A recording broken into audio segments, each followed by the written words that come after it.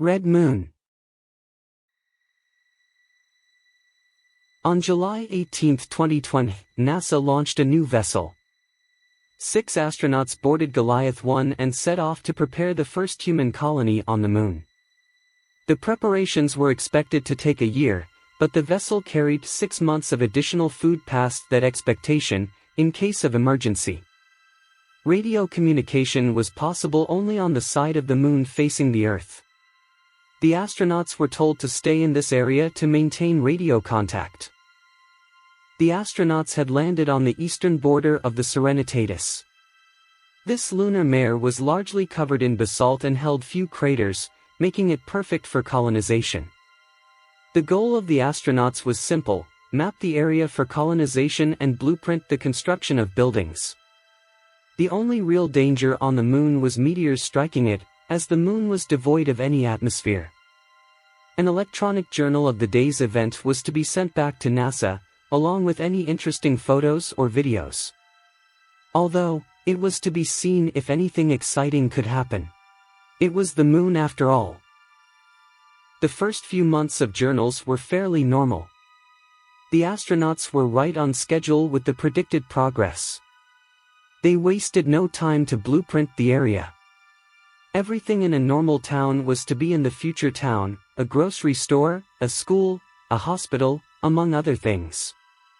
Of course, these supplies would need to be sent by other vessels.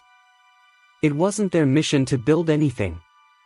Then, on the 17th of September that year, the daily report had not come. It was speculated that it was forgotten, but didn't come the next day either. Radio communication was not successful with the astronauts, and was only met with static. The radio tower was seen as working perfectly. It seemed that the astronauts were simply not within range of it. Several missing videos were later recovered from the site. The following is a description of each video. The astronauts were told to label their videos by date, using numbers following the date if more than one video was recorded that day.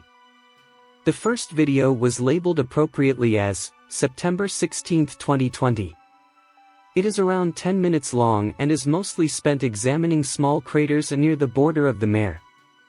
Near the end of the video, the astronaut talks about hearing scratching noises from the crater, but this wasn't audible.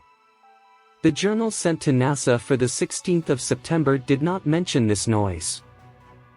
The second video is also labeled appropriately as September 17, 2020.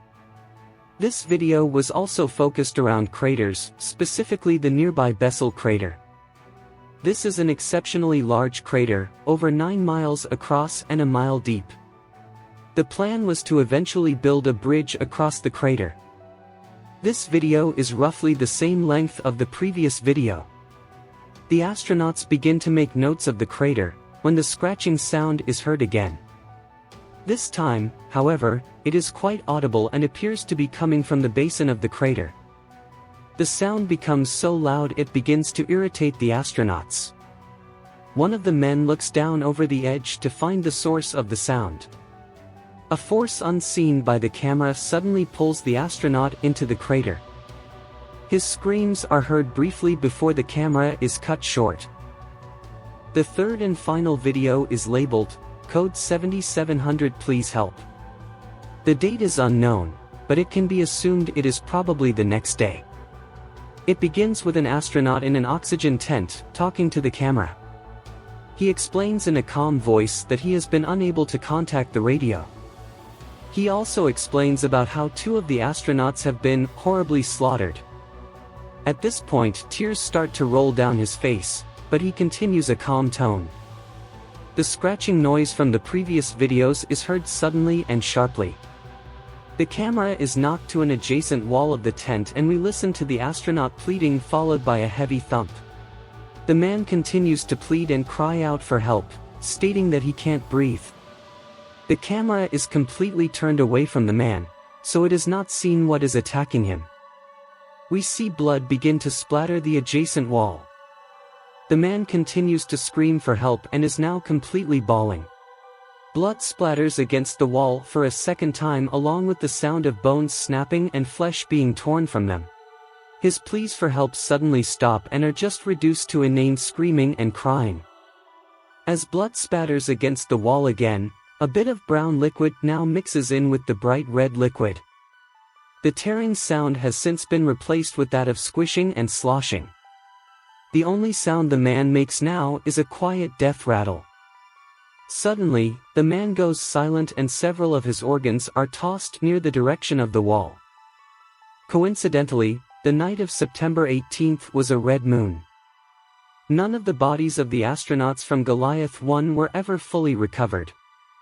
Colonization of the moon has been postponed until further notice. The team sent to investigate the radio communication problems the astronauts were having refused to talk to the public. Of the four-man repair team, 2 have committed suicide since returning to Earth. While the 3 videos were recovered, a photograph was also recovered. It is still unknown as to what the photograph is.